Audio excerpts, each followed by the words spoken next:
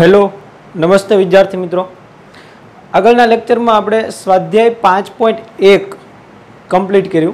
સંકર સંખ્યા અને એનું પ્રમાણિત સ્વરૂપ એ જોયું આપણે। કોઈ સંખ્યા આપી હોય તો એને પ્રમાણિત સંકર સંખ્યાના પ્રમાણિત સ્વરૂપમાં ફેરવતા જોયું। z ઇઝ ઇક્વલ ટુ સંકર સંખ્યાનું પ્રમાણિત સ્વરૂપ છે z is equal two x plus iy।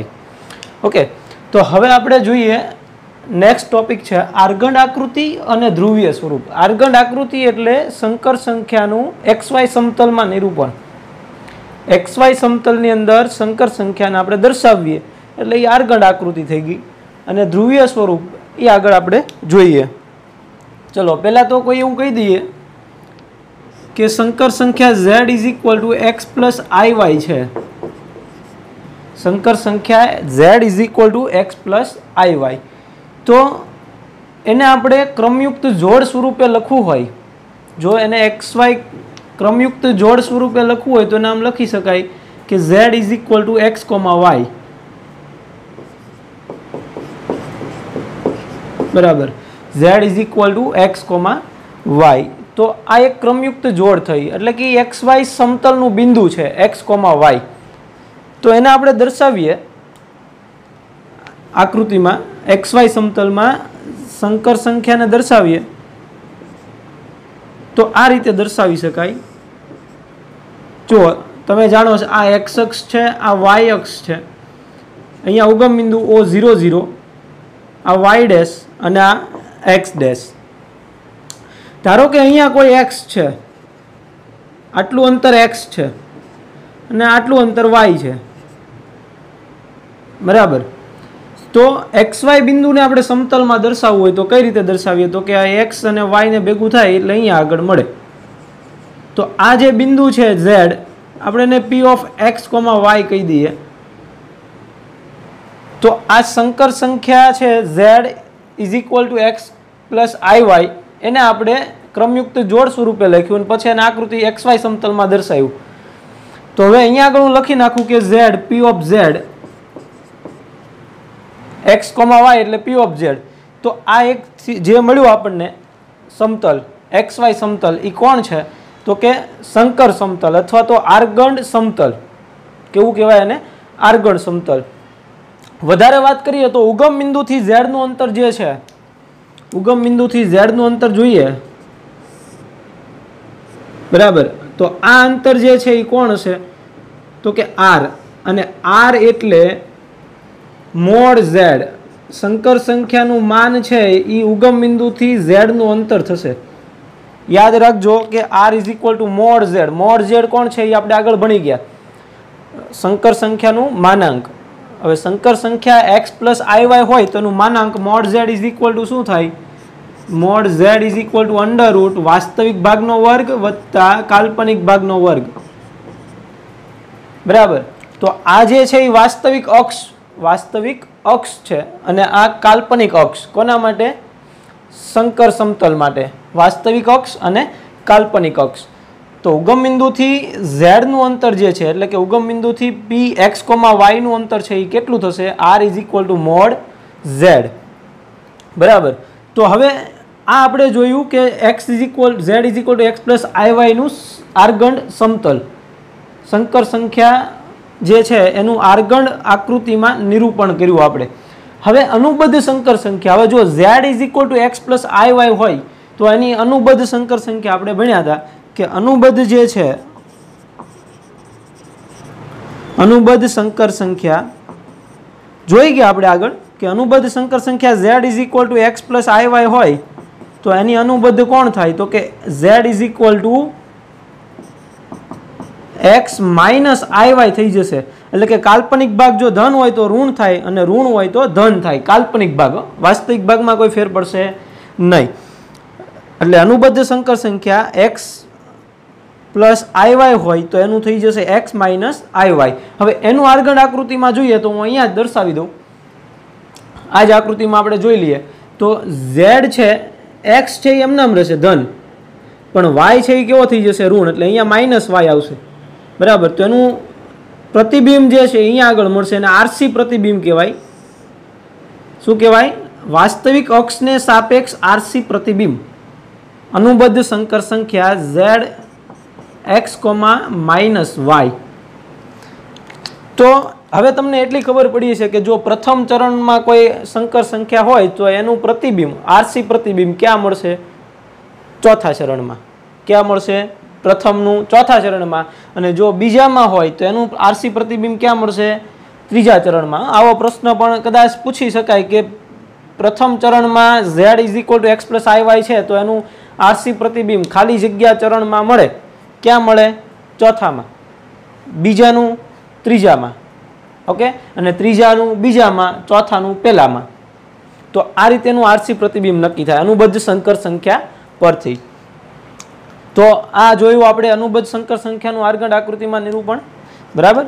તો આ રીતે કોઈ પણ સંકર સંખ્યા હોય એને આપણે આર્ગણ આકૃતિમાં દર્શાવી શકીએ. રેડી? હવે આપણે નેક્સ્ટ ટોપિક જોઈએ, ધ્રુવીય સ્વરૂપ. સંકર સંખ્યાનું ધ્રુવીય સ્વરૂપ.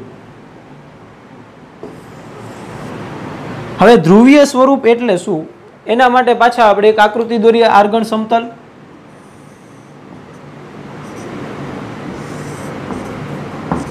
તો આર્ગણ સમતલમાં આપણે પહેલા અહીંયા જોયું એમ જ અહીંયા આગળ ધારો કે p છે x, y અને આ અંતર છે r = mod z.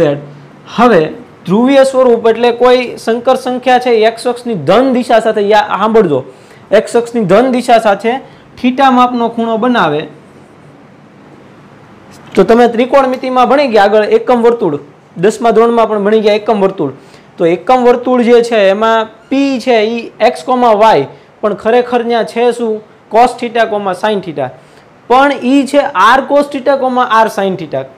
r છે એ એકમ વર્તુળમાં કેટલો હોય? આ અંતર 1 હોય તો જ એકમ વર્તુળ કહેવાય ને. એટલે r = 1 છે એટલે આપણે એને cos θ, sin θ કહીએ છીએ. પણ ખરેખર જે છે એ બિંદુ એને દર્શાવી શકાય r cos θ,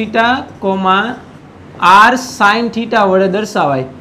તો x = r cos θ અને y = r sin θ.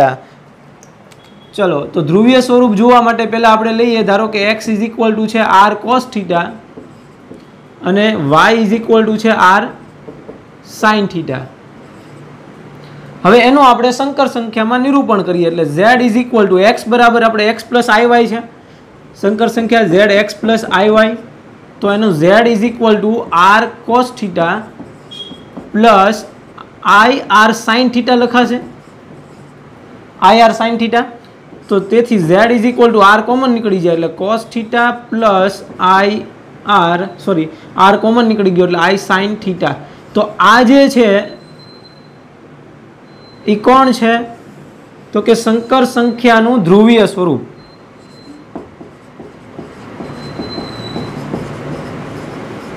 સંખ્યાનું ધ્રુવીય સ્વરૂપ. બરાબર. તો યાદ રાખજો, સંકર સંખ્યાનું ધ્રુવીય સ્વરૂપ z = r cos θ + i sin θ. જ્યાં r કોણ છે? r mod z. mod z એટલે √x² + y². અને થીટા કોણ છે? તો કે થીટા છે એ argument of z. Argument of z. Theta = argument of z. હવે આર્ગ્યુમેન્ટ ઓફ z એટલે કોણ? તો કે x અક્ષની ધન દિશા સાથે જે થીટા બનાવે એ. સંકર સંખ્યા જે છે એ આર્ગણ આકૃતિમાં x અક્ષની ધન દિશા, જો સાંભળજો, x અક્ષની ધન દિશા સાથે, એટલે આ ધન દિશા સાથે થયો અને આમ લઉં તો એ ઋણ દિશા સાથેનો થઈ જાય. એટલે હંમેશા ધન દિશા સાથેનો ખૂણો જોવાનો. તો થીટા કોણ છે? Argument of z. અને આર્ગ્યુમેન્ટ ઓફ z થીટા જે છે એ હંમેશા -π થી π ની અંદર હશે. યાદ રાખજો, મોસ્ટ ઇમ્પોર્ટન્ટ. થીટા ક્યાં છે? -π થી π. હવે -π થી π એટલે હું તમને બતાવું કે અહીંથી શરૂ કરું, આ -π છે, અહીંથી આમ જઈ અને આ એકમ વર્તુળનું આ પૂરું કરું, આ π થશે. બરાબર. તો આ થયું -π થી π.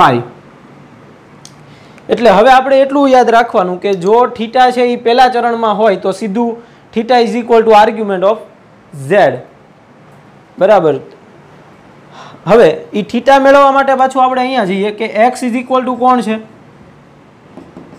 r cos થીટા અને y ઇઝ ઇક્વલ ટુ કોણ છે r sin થીટા. તો એ થીટા મેળવવા માટે આપણે આના પર જવું પડશે. તો આના પરથી cos theta is equal two આપણે શું લખી શકીએ તો કે x અપોન r અને sin theta is equal two શું લખી શકાય y અપોન r. તો હવે અહીંયા આગળ cos થીટા અને sin થીટાનું જે મૂલ્ય મળે એના પરથી આપણે પહેલા ચરણ નક્કી કરવાનું. પહેલું ચરણ, બીજું ચરણ, ત્રીજું ચરણ અને ચોથું ચરણ. કયા ચરણમાં આવેલો છે થીટા એ sin થીટા અને cos થીટાના મૂલ્ય પરથી ખબર પડશે. કઈ રીતે તો કે ઓલ STC, ઓલ STC એટલે કે પ્રથમ ચરણમાં sin theta, cos theta, tan theta, cot theta, sec theta, cosec theta બધા કેવા હોય ધન હોય. બીજા ચરણમાં sec અને એનું વ્યસ્ત, sin અને એનું વ્યસ્ત cosec ધન હોય. ત્રીજા ચરણમાં tan અને એનું વ્યસ્ત cot ધન હોય. ચોથા ચરણમાં cos અને એનું વ્યસ્ત sec ધન હોય. તો અહીંયા આગળ આપણે જોવાનું છે કે પહેલા ચરણમાં sin cos ધન હશે, બીજામાં sin ધન અને cos ઋણ, ત્રીજામાં બંને ઋણ અને ચોથામાં sin ઋણ અને cos ધન. તો જ્યારે cosનું મૂલ્ય છે એ આપણને ધન મળે અને sinનું મૂલ્ય ધન મળે એટલે પહેલું ચરણ. તો અહીંયા એ પણ વાત કરી દઈએ આપણે પહેલું કે જો cos થીટા ગ્રેટર ધેન 0 અને sin theta greater than 0, cos theta greater than 0 અને sin થીટા ગ્રેટર ધેન 0, તો આર્ગ્યુમેન્ટ ઓફ z એ થીટા જ મળશે. જે મળે એ મૂલ્ય પરથી નક્કી થશે. sin થીટા અને cos થીટાનું જે મૂલ્ય મળે આપણને એના પરથી આપણે નક્કી કરવાનું, બરાબર. એટલે પહેલું ચરણ હોય બંને ધન હોય તો પ્રથમ ચરણ, તો આર્ગ્યુમેન્ટ ઓફ z કેટલો આવશે થીટા. પણ જો બીજું ચરણ હોય એટલે કે cos થીટા ઋણ હોય પણ sin થીટા કેવો હોય ધન હોય એટલે કે બીજું ચરણ, અને બીજું ચરણ હોય તો આર્ગ્યુમેન્ટ ઓફ z જે છે એ કેટલો મળશે તો કે પાઈ માઇનસ થીટા. થીટા હંમેશા આપણે x અક્ષની ધન દિશા સાથેનો જોવાનો છે, બરાબર. x અક્ષની ધન દિશા સાથે કેટલો ખૂણો બનાવે એ થીટા આપણે અહીંયા મૂકવાનો. એટલે બીજું ચરણ હોય તો પાઈ માઇનસ થીટા. હજી આપણે એક્ઝામ્પલ ગણશું એટલે તમને વધારે ખબર પડશે, બરાબર, મૂંઝાતા નહીં. ચલો ત્રીજું ચરણ. ત્રીજું ચરણ શું આપ્યું તો કે cos થીટા એ ઋણ હોય અને sin થીટા પણ ઋણ હોય. જો બંને ઋણ હોય તો આર્ગ્યુમેન્ટ જે છે એ કેવો મળશે તો કે અહીંયા માઇનસ પાઈ પ્લસ, કેમ કે જો અહીંયા ત્રીજા ચરણમાં આ ધન દિશા સાથેનો ખૂણો થાય એટલે માઇનસ પાઈ અને આપણે જઈએ છીએ ઘડિયાળના કાંટાની વિરુદ્ધ દિશામાં એટલે ધન લેવાનું, ને ઘડિયાળના કાંટાની દિશામાં જતા હોઈએ ત્યારે આપણે ઋણ લઈએ તો માઇનસ પાઈ પ્લસ થીટા થશે.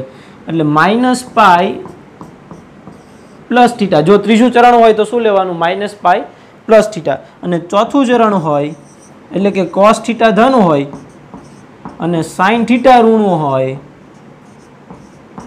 તો ચોથું ચરણ, અને ચોથા ચરણ માટે આર્ગ્યુમેન્ટ ઓફ z જે છે એ થીટા જેટલો બનતો હોય અહીંયા x અક્ષની ધન દિશા સાથે એને ઋણ લઈ લેવાનો એટલે કે minus theta, minus theta.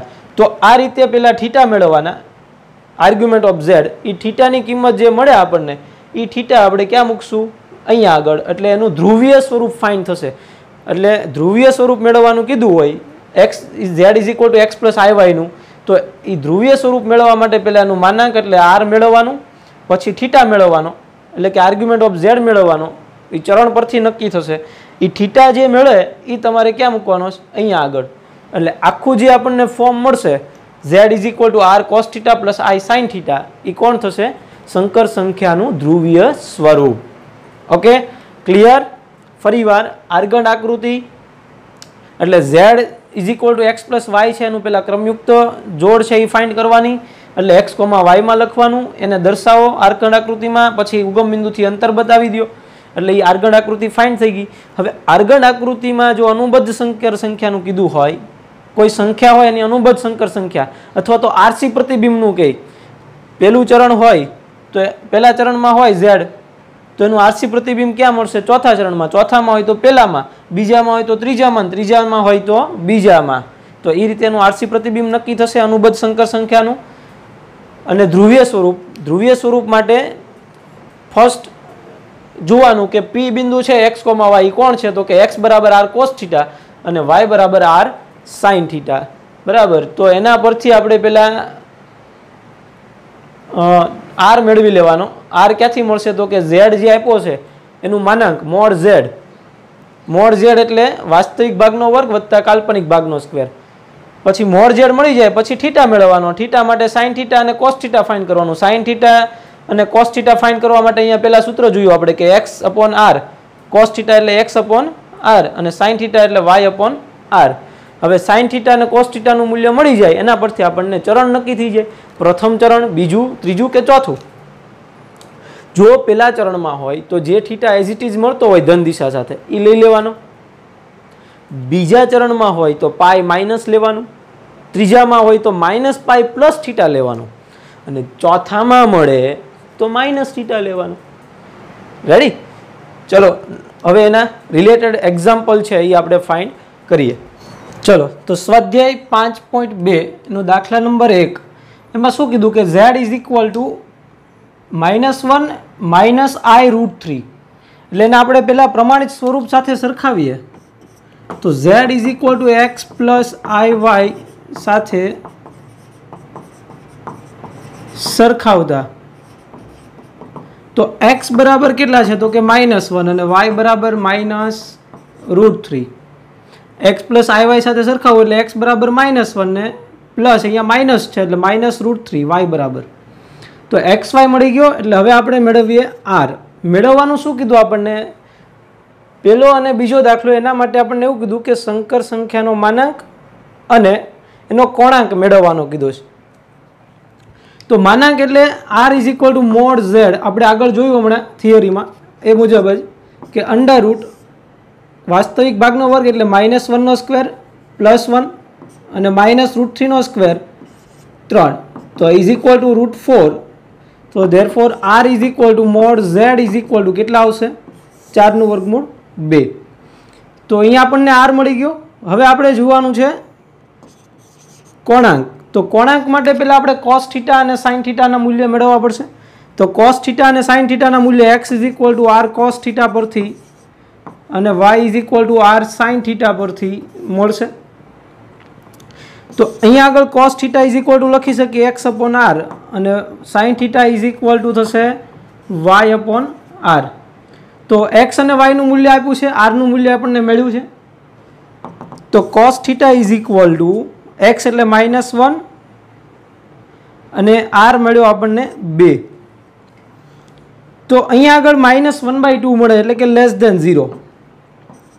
Sine theta માટે જોઈએ તો y ઇઝ ઇક્વલ ટુ -√3 અને by r is equal to 2. એ પણ આપણને કેવું મળે છે? <0.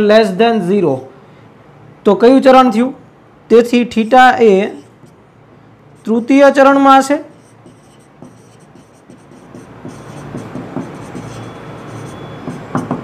થીટા ક્યાં આવેલો હશે?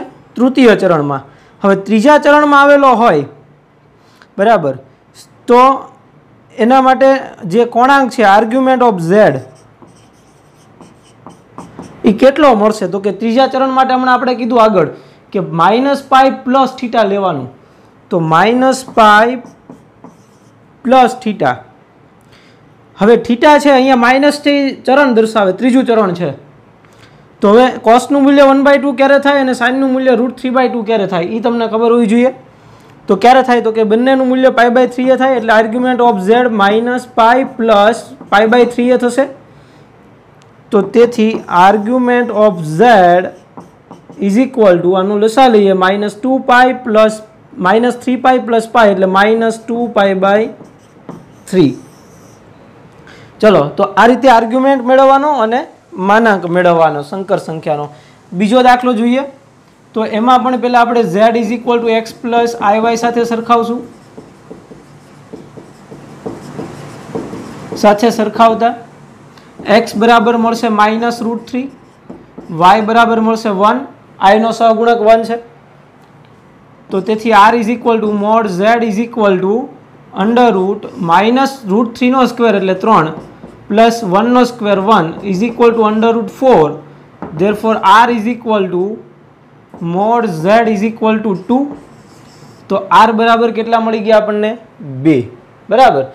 તો હવે cos થીટા અને sin થીટા માટે cos theta is equal two x upon r, sin theta is equal two y upon r. તો તેથી cos theta is equal two x ની કિંમત કેટલી છે -√3/2 અને sin theta is equal two y ની કિંમત કેટલી છે 1/2. તો અહીંયા આગળ cos છે એ ઋણ મળે છે અને sin ધન મળે છે. sin ધન અને cos ઋણ, તો કયું ચરણ આવશે? તેથી થીટા એ દ્વિતીય ચરણમાં હશે. તેથી argument of z is equal two કેટલા આવશે?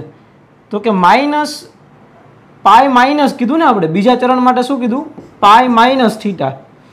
તો પાઈ માઇનસ, હવે થીટાનું મૂલ્ય શેના પરથી નક્કી થાય? સાઇન થીટા અને કોસ થીટાના મૂલ્ય પરથી. એટલે √3/2 અને 1/2.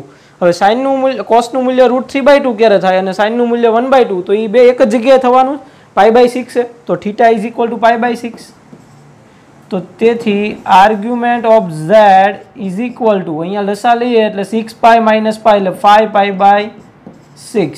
એટલે આર્ગ્યુમેન્ટ છે એ હંમેશા આપણને -π થી π ની અંદર મળશે, યાદ રાખજો. ઓકે, નેક્સ્ટ દાખલો જોઈએ. ચલો, એના પછી દાખલા નંબર 3, 4, 5, 6, 7 અને 8. એમાં એવું કીધું છે કે સંકર સંખ્યા z is equal two x plus iy છે એનું ધ્રુવીય સ્વરૂપ મેળવો. હવે ધ્રુવીય સ્વરૂપમાં ફેરવવાનું કીધું. તો ધ્રુવીય સ્વરૂપ માટે આપણે ફરી પાછું આગળનો જે દાખલો ગણ્યો માનાંક અને કોણાંક, એ તો લાવવું જ પડશે, કેમ કે કોણાંક છે એ આપણે મૂકવાનો રહેશે. બરાબર, આર્ગ્યુમેન્ટ ઓફ z એટલે થીટા. તો એના માટે પહેલાં આપણે એ પ્રોસેસ તો કરવાની જ છે અને પછી ધ્રુવીય સ્વરૂપ. એટલે ધ્રુવીય સ્વરૂપ આપણે જાણીએ કયું છે ધ્રુવીય સ્વરૂપ? x is equal to r cos theta plus i sin theta. r common કાઢેલો છે આપણે, આને અંદર પણ ગુણાવી શકો. બરાબર, તો z ઇઝ ઇક્વલ ટુ, આ આપણું ધ્રુવીય સ્વરૂપ છે. તો ધ્રુવીય સ્વરૂપ માટે થીટા મેળવવાનો છે અને r મેળવવાનો. તો ચલો, હવે તો હું ડાયરેક્ટ લખી શકું સીધું કે r is equal to mod z. x અને y તમે ફાઇન્ડ કરી શકો આમાંથી. એટલે 1 પછી પ્લસ -1/વર્ગ 1 એટલે આ કેટલું મળ્યું આપણને? √2. r મળ્યું √2. તો હવે આર્ગ્યુમેન્ટ ઓફ z, તો આર્ગ્યુમેન્ટ માટે પહેલા cos થીટા અને sin થીટા ફાઇન્ડ કરવાનો. તો cos theta is equal two, અહીંયા x1 છે અને r મળ્યો √2. sin theta is equal two, આ -1 છે y અને r મળ્યો √2. તો આ આપણને ગ્રેટર ધેન 0 મળ્યું અને આ લેસ ધેન 0. એટલે કયું ચરણ થયું? ચોથું ચરણ. ચોથા ચરણ માટે આર્ગ્યુમેન્ટ ઓફ z એટલે કે થીટા કેટલો મળશે? ચોથા ચરણ માટે થીટા કેટલો મળશે? તો કે માઇનસ થીટા. હવે માઇનસ થીટા એટલે 1/√2 કઈ જગ્યાએ થાય? બેયના મૂલ્ય 1/√2 1/√2. સાઇન અને કોસનું મૂલ્ય π/4 એટલે અહીંયા આવશે -π/4. તો તેથી ધ્રુવીય સ્વરૂપ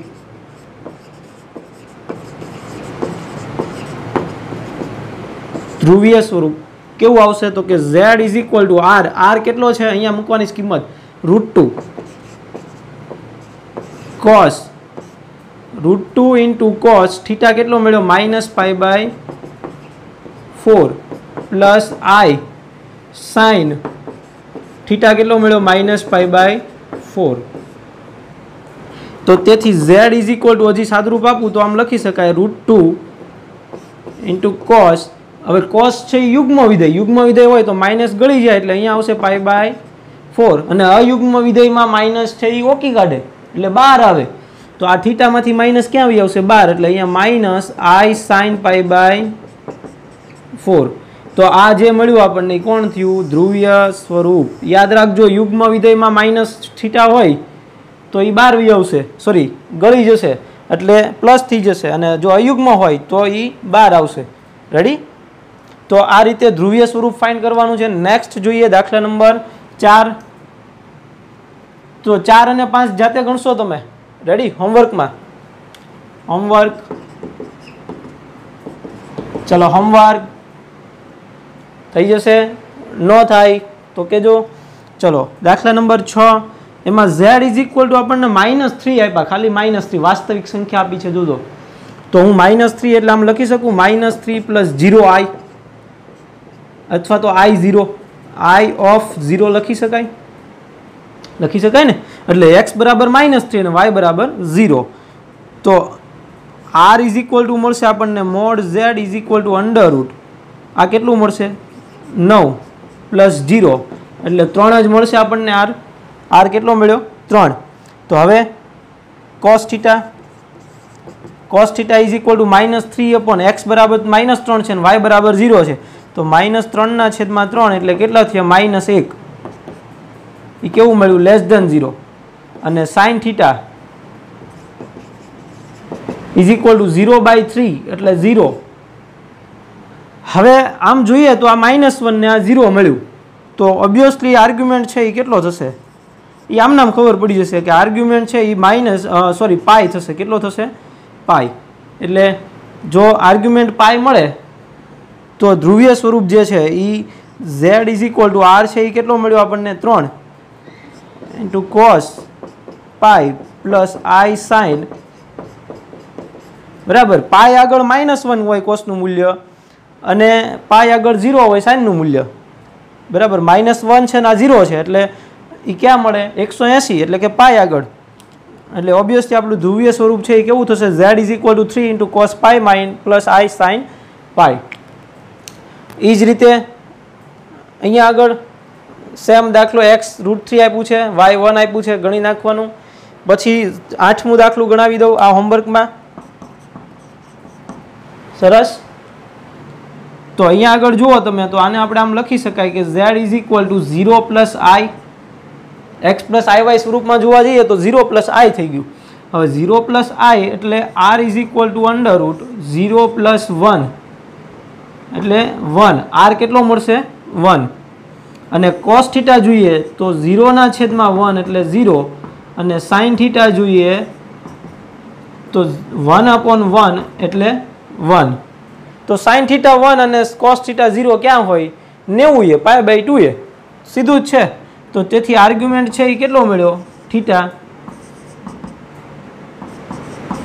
કેટલો મળ્યો π/2. તો તેથી z is equal to r એટલે 1 પછી cos π/2 પ્લસ i sin π/2 એટલે ધ્રુવીય સ્વરૂપ એટલે આમ નામ રાવા દેવાનું હો ભાઈ. અને પાછું તમે cos π એટલે 0 અને sin π એટલે 1 એટલે તો પાછું આનું આવી જશે. આપણે આમ નામ રાખવાનું આને એટલે એ ધ્રુવીય સ્વરૂપ થયું બરાબર. તો આ રીતે ધ્રુવીય સ્વરૂપ ફાઇન્ડ કરવાનું આર્ગ્યુમેન્ટ મેળવવાનું. ન આવડે તો પાછું કહેજો મને કરાવીશ. ઓકે તો આજે આપણે અહીંયા સુધી રાખીએ. Thank you.